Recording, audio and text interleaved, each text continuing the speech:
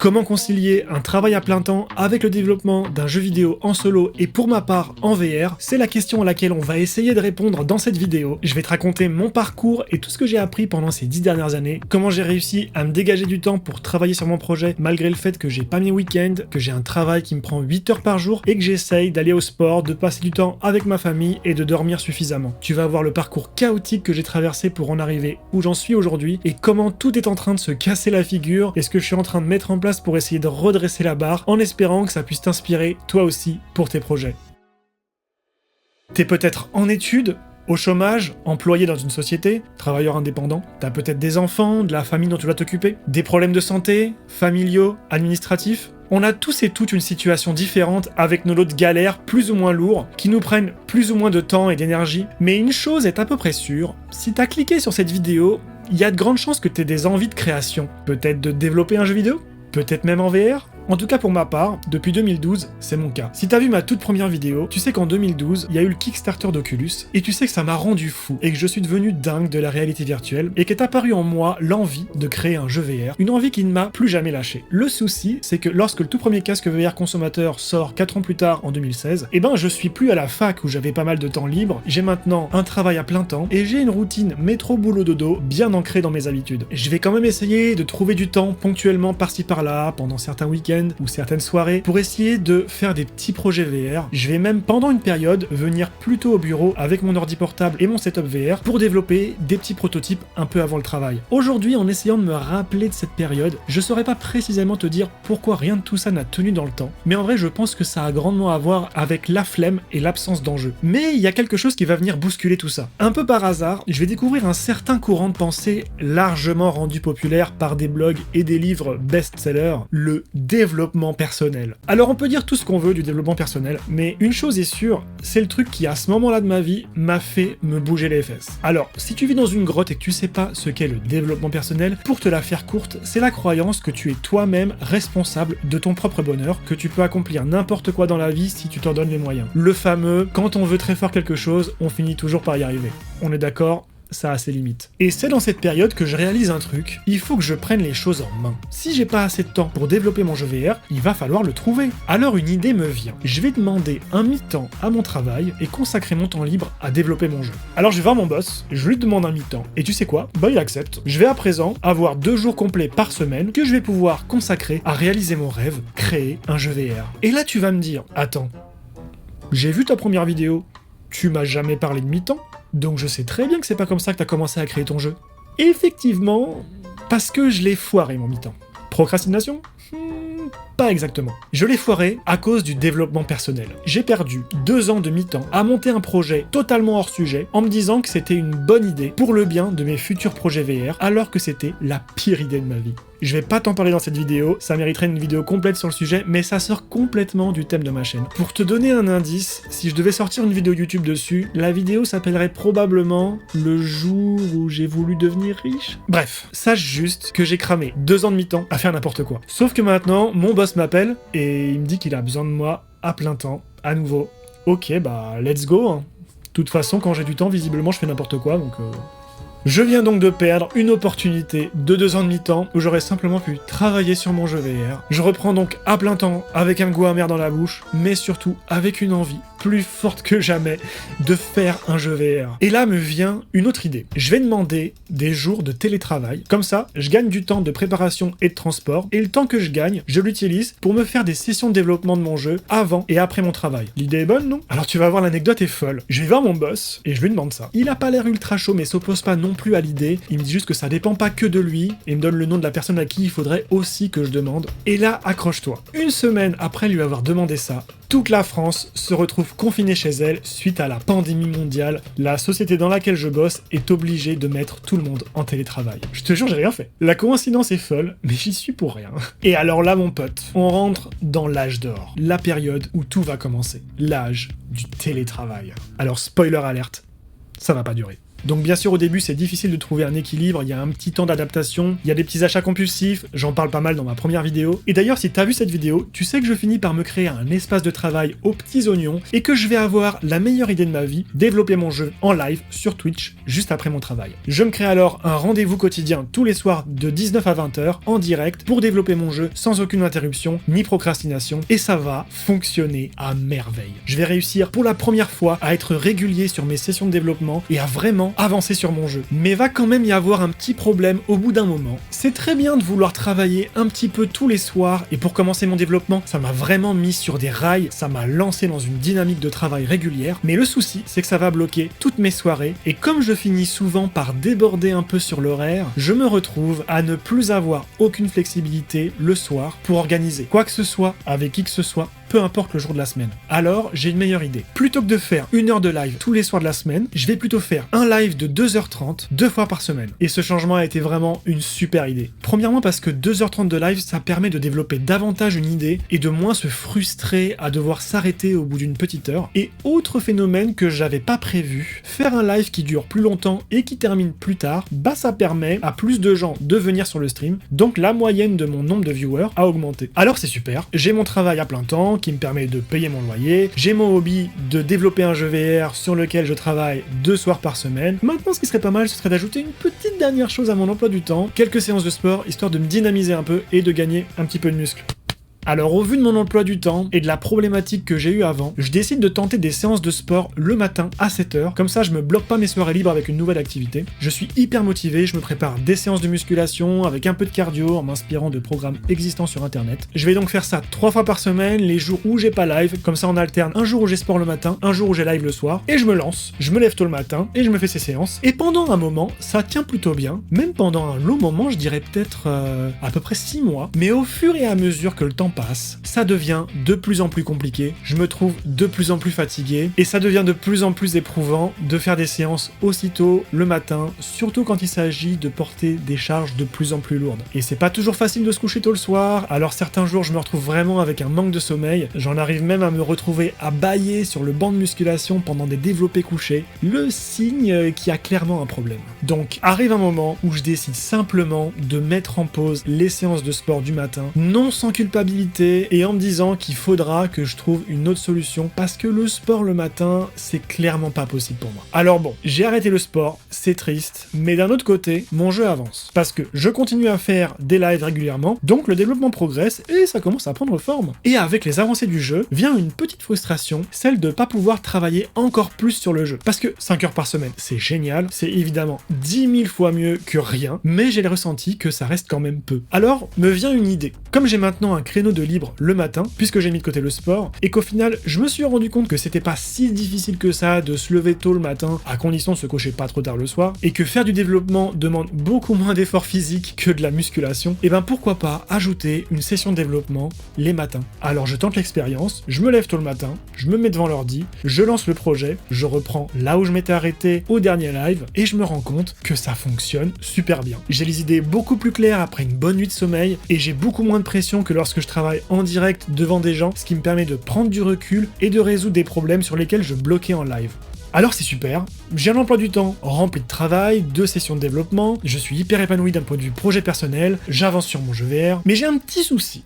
Je travaille à la maison, je fais mes projets à la maison, je fais tout à la maison, je sors beaucoup moins, résultat, je suis beaucoup plus sédentaire qu'avant, et donc pour ma santé, il devient urgent de me remettre à faire du sport. Le souci, c'est que la musculation, ça m'ennuie, et que c'est très difficile de tenir un planning de sport et de réussir à me motiver tout seul. Donc j'ai besoin à la fois d'une activité ludique et d'un coach qui va me permettre de me motiver. Je cherche alors un peu partout et je tombe sur une salle de boxe qui propose des séances qui tombent les jours où j'ai pas live à un horaire assez tôt pour que ça me bloque pas mes soirées. Faudra juste que je demande à mon travail d'arriver un peu plus tôt et de partir un peu plus tôt. Et la boxe, ça a l'avantage d'être ludique et ça va me faire travailler plein de muscles différents et comme j'aurai un coach, je vais être beaucoup plus motivé d'y aller régulièrement. Donc je m'inscris à cette salle et je vous dis tout de suite le verdict, c'est génial. Ça me motive effectivement beaucoup plus, je ne m'ennuie pas, je sens que ça me fait du bien. Alors je me fais un peu défoncer, mais à part ça, que du positif. J'ai donc un emploi du temps très chargé avec des sessions de dev le matin, des sessions de sport, des sessions de live, on peut vraiment plus rien ajouter. Mais il y a quand même un autre truc que j'ai envie de faire. Même s'il y a un tout petit peu plus de monde qui passe sur mes lives depuis que je fais des sessions de 2h30, il y a quand même pas grand monde. Et il y a un truc que j'aurais envie de faire, ce serait prendre des rediffs de live, compiler tous les moments marrants et en faire des petites vidéos short à diffuser sur YouTube, Instagram, TikTok et voir si ça ramène un petit peu de monde. Mais là, le souci, c'est que mon emploi du temps, il est déjà complètement booké, alors ça va être compliqué de rajouter des créneaux en plus, à moins de réduire mes heures de sommeil, ce qui est absolument hors de question, sinon je vais juste être éclaté et je vais pas tenir sur la longueur. L'idée que j'ai eue à la place, ce serait de prendre des sessions de travail du matin et de les utiliser pour faire des shorts pendant les 2 premières semaines du mois, et les 2 dernières semaines du mois, je pourrais reprendre le développement le matin. Donc je me lance là-dedans, et je me rends compte que ça prend beaucoup plus de temps que prévu. Parcourir des heures et des heures de live pour retrouver des petits moments marrants, c'est vraiment très chronophage, donc il y a intérêt à que ça plaise aux gens. Alors je lance quelques shorts, et ça fait très peu de vues, puis peu de vues, puis un peu de vues, puis des centaines de vues, puis ça commence à atteindre 1000, 2000, 3000, 4000 vues. Alors c'est génial, par contre ça ramène quasiment personne sur mes lives, mais bon. Et arrive un moment où je sature. C'est genre 2 semaines de travail intense pour une petite vidéo de moins d'1 minute, et c'est rigolo au début, mais arrivé à un moment, j'ai l'impression d'avoir fait le tour, de retrouver toujours un peu les mêmes gags, j'ai vraiment besoin d'une pause. Alors je m'arrête un peu de faire des shorts, histoire de me requinquer, de me recharger les batteries, sauf que plusieurs mois plus tard, je suis à nouveau en forme, je me remets à préparer de nouveaux shorts, j'en sors 1, j'en sors 2, puis 3, puis 4, mais là, je fais quasiment plus aucune vue. Les plateformes me disent « T'es pas régulier ?» Ça dégage. Autant vous dire que j'ai pas lutté davantage. Je me suis arrêté là. En plus, faire des compiles amusantes de mes lives, c'est pas vraiment le truc qui m'intéresse le plus. Ce que j'aurais vraiment envie de faire, ce serait de réaliser de vrais devlogs dynamiques qui racontent étape par étape le développement de mon jeu, parce que depuis le temps, il a bien avancé mon jeu VR. Alors je me dis, tu sais quoi ? Ok, faisons un vrai devlog sur YouTube. Par contre, avant de commencer à faire de vrais devlogs, pour moi c'est important de faire une sorte de vidéo de présentation qui raconte mon parcours avant que je commence à faire mon jeu, pour parler de toutes mes galères, ma procrastination, histoire de me présenter un peu avant de rentrer dans le vif du sujet. Alors je me lance dans l'écriture, les brouillons s'enchaînent, j'arrive jamais à être satisfait par ce que j'écris, je recommence de zéro un nombre incalculable de fois, je n'arrive pas à trouver l'angle de la vidéo, j'écris des choses, puis je fais une pause, puis quand je reviens dessus plus tard, je change tout, et ça pendant 1 an, 2 ans, 3 ans. En attendant, mon jeu se développe de plus en plus, j'ai de plus en plus d'idées de devlog à raconter, mais je suis bloqué parce que je veux absolument faire cette vidéo d'introduction, mais j'ai peur qu'elle soit trop nulle, alors je la réécris à l'infini en espérant qu'un jour elle soit parfaite. Et c'est ça mon souci. Je dois absolument abandonner mon perfectionnisme, sinon j'arriverai à rien. C'est toujours mieux fait que parfait, on connaît bien le dicton. Alors je me mets un gros coup de pression. Fais un truc, même nul, fais un truc. Alors j'écris très rapidement un script pour la vidéo, c'est très loin d'être parfait, je sais déjà que ça fera quasiment aucune vue, mais j'ai besoin de cette vidéo pour introduire ma chaîne et pour dépasser mon blocage et me lancer réellement sur YouTube, et les prochaines vidéos ne pourront qu'être meilleures. Alors je réussis à me trouver 1 heure dans mon emploi du temps pour tourner cette vidéo, je tourne le truc dans la douleur, c'est en fait un exercice très éprouvant quand on n'a pas l'habitude. Le résultat est vraiment pas top, j'ai beaucoup bafouillé, j'ai pas toujours suivi le script, mais on s'en fout, on va faire avec. Alors je monte la vidéo en essayant de faire quelque chose de potable, mais en essayant de pas trop m'éterniser dessus. Je termine le montage, je réussis à pondre une vignette pas trop dégueu en une soirée, je sors la vidéo, et là, la vidéo a de super bons retours. Waouh! Trop bien, non? Faut pas que je me prenne la tête en fait. Du coup, pour la deuxième vidéo, on fait un truc simple. Mais pas du tout. La deuxième vidéo, elle doit être incroyable. Il va y avoir des schémas pour bien expliquer les concepts. Je vais faire un super générique, un super storytelling avec des rebondissements. Du coup, je me mets à regarder des heures et des heures de rediffusion de live pour en extraire l'essence, chaque problématique, chaque résolution. Et ensuite, je réorganiserai tout ça dans un plan structuré, dynamique, avec du suspense. Tu le vois venir le burn-out ou pas? Alors mon corps, il a un mécanisme de défense très intéressant pour éviter les burn-out. Il déconnecte mon cerveau, il me fait ouvrir YouTube et me fait regarder des vidéos à l'infini. Et je me réveille des mois plus tard et je regarde autour de moi. On est en quelle année? Comment ça se fait que ça fait 2 semaines que j'ai pas fait de live et que ça fait des mois que j'ai pas travaillé sur ma prochaine vidéo? Est-ce que je serais devenu flemmard? Ou est-ce que mon corps avait simplement besoin d'un repos mental? Peut-être un mélange des deux. Mais en tout cas, c'est pas grave, parce qu'on vient de me prévenir à mon travail, va y avoir une grosse pause de plusieurs mois, où il y aura plus de projets, du coup on va tous se retrouver au chômage. Si, c'est une bonne chose, je t'assure. Parce que du coup, plutôt que d'aller chercher du travail ailleurs, je vais profiter de cette pause pour mettre les choses à plat et me concentrer sur l'écriture de ma prochaine vidéo. Et cette fois, pas dans tourloupe, hein. On change pas de plan à la dernière minute. J'étais à l'œil. Alors est-ce qu'elle s'est bien passée cette pause? Eh bien pour tout te dire, ne plus avoir aucun cadre imposé, c'est très déroutant, mais heureusement j'étais déterminé. Donc je continuais à me lever à 6h tous les matins, je me suis fait un emploi du temps aux petits oignons, j'ai créé un système d'organisation sur Notion basé sur une structure de projet dans lequel se trouvent des tâches et des sous-tâches, j'en ai profité pour revoir l'organisation de mes fichiers et la structure de mes dossiers, pour bien organiser mes différents projets et tous les médias associés, sauf que je passais un peu trop de temps à faire un peu trop d'organisation. Alors j'ai fait un système de log pour pouvoir répertorier tout ce que je faisais dans la journée et être sûr que je perdais pas de temps. Sauf que quand on regarde ce que je notais dans ces logs, on se rend compte que je passais en fait beaucoup de temps à peaufiner le système des logs et mon emploi du temps et mon organisation Notion et ma nomenclature de fichiers. Bref, arrive un moment où j'attrape un cahier et j'écris dedans la phrase suivante: trop d'organisation égale procrastination. Et mine de rien, avec toutes ces bêtises, le temps est passé. Et on arrive bientôt à la fin de ma pause. Et ma vidéo YouTube, elle a, avancé de 20%. Et il me reste quoi? Un mois pour la terminer? Alors là, je passe en mode Super Saiyan, je bourrine l'écriture, je bourrine les schémas 3D, les schémas 2D, je me rends compte que tout ce que j'avais écrit jusque-là, faut tout reprendre de zéro parce que j'ai beaucoup trop écrit. Je suis en train d'écrire une vidéo qui va faire plus d'une heure, alors je vais à l'essentiel, je bourrine, et j'arrive à la fin de ma pause et j'ai toujours pas terminé. Oh bah mince alors. Mais non, c'est pas grave, parce que finalement, le début de mon contrat est repoussé de quelques semaines. Wouhou! Alors je me retrousse les manches, je finalise la vidéo, et je la sors, enfin! Et elle fait des vues! Non! Si! Même plus que la première! Non! Excellent! Ah, mon boss m'appelle. Ouais, allô Yvan? Ouais, c'est bon, tu peux reprendre le travail lundi prochain. Par contre, ce sera plus en télétravail. Faudra que tu viennes sur place. Allez, ciao! Comment? Plus en télétravail? Ouais, exactement. Terminé ton petit emploi du temps du matin, là. Ça dégage. Maintenant, tu prends le métro et tu ramènes tes fesses. Ok. D'accord.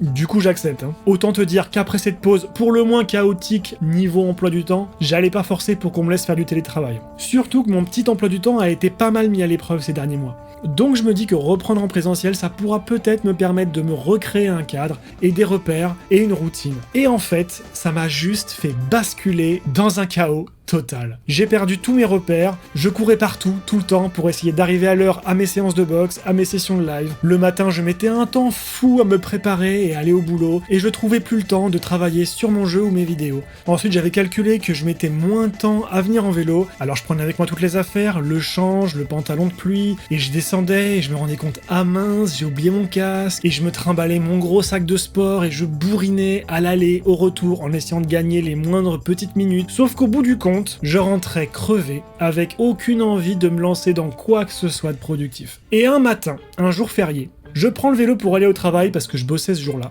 J'arrive au croisement devant chez moi, c'est désert, alors je grille le feu et je me prends une amende de 90 balles par des flics qui étaient dans le coin. Eh pep, du don, vous avez pas vu le feu? Ah si, c'est vous que j'avais pas vu. Cet événement marque un tournant.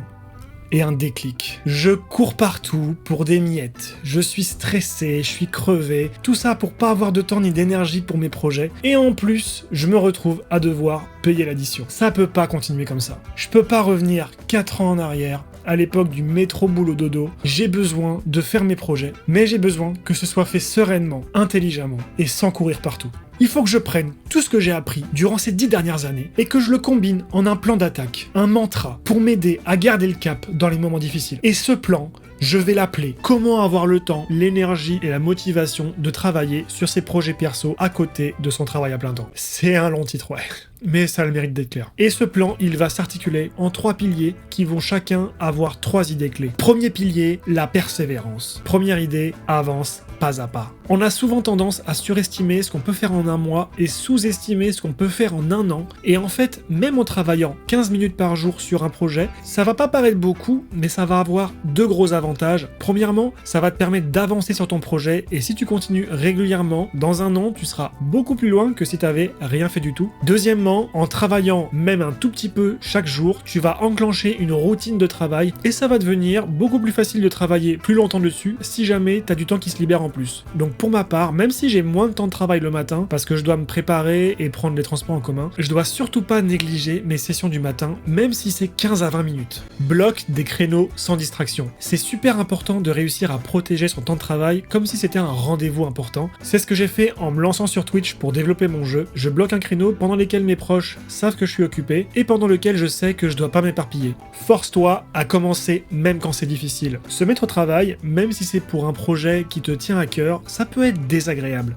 Donc tu vas devoir te faire violence pour commencer à travailler, mais à force de bosser dessus, ça deviendra de plus en plus facile. Perso, c'est ce qui m'arrive souvent quand je dois me lancer sur de l'écriture de vidéos, et c'est vrai qu'une fois que je suis dedans, ça commence déjà à être beaucoup plus fluide. Deuxième gros pilier, l'adaptabilité. Première idée, planifie avec flexibilité. La vie est pleine d'imprévus, donc sois prêt à ajuster ton emploi du temps à la volée et essaie de revenir à ta routine dès que possible. Et par exemple, ce que je me suis mis à faire pour l'écriture de vidéos, vu que mon planning a été complètement chamboulé, je me suis mis à écrire pendant mes trajets vers le travail. J'ai testé aussi de partir plus tôt et de me poser dans un café ou dans un parc à côté de mon travail et ça m'a pas mal aidé. D'ailleurs, cette vidéo a été en partie écrite dans des métros, des cafés et des parcs. Accepte le changement. Ce qui marche aujourd'hui peut ne plus du tout fonctionner demain. Alors sois prêt à mettre à jour ton organisation, tes horaires, tes activités, à mesure que ton mental, ton corps et ta vie vont évoluer. Et au final, c'est vrai que j'ai réussi à avoir une stabilité pendant plusieurs années, mais c'est rare que ça dure. Les choses changent, donc il faut s'y préparer en quelque sorte.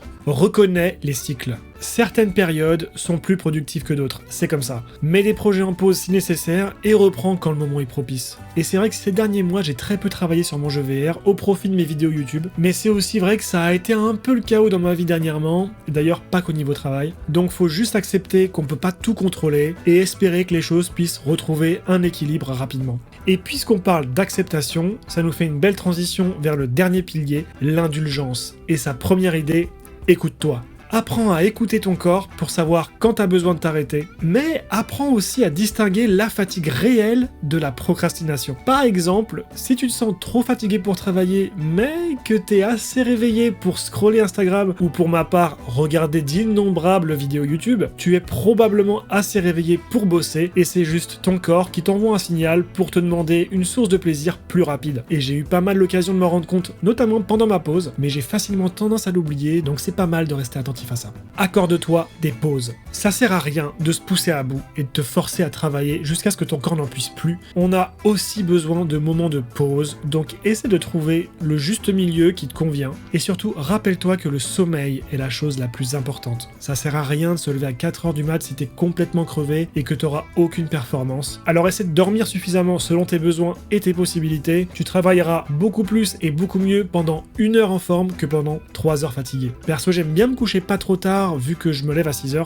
Mais par contre, si un soir je suis obligé de me coucher plus tard, je vais préférer décaler mon réveil quitte à ne pas pouvoir faire ma séance du matin, histoire de pas être éclaté pendant toute la journée. Et enfin, la dernière et peut-être la plus importante des idées, sois bienveillant envers toi-même. Tu seras jamais parfait, on n'est pas des robots, alors accepte tes erreurs, prends tes échecs comme des apprentissages et rappelle-toi tout ce que tu as appris sur le chemin. La persévérance est une lutte constante et c'est normal de parfois dévier de ta route. Dans cette vidéo, c'est vrai qu'on a beaucoup parlé d'organisation et d'emploi du temps, mais il faut quand même savoir qu'un emploi du temps, ça fait pas tout, et le plus dur, ça reste quand même de passer à l'action et réussir à se mettre au travail, et c'est un autre gros sujet dont il faut qu'on parle plus en détail, mais ce sera pour une future vidéo. Alors je te dis à la prochaine, et surtout n'oublie pas, avance avec persévérance, adapte-toi au changement, et traite-toi avec indulgence. Ciao.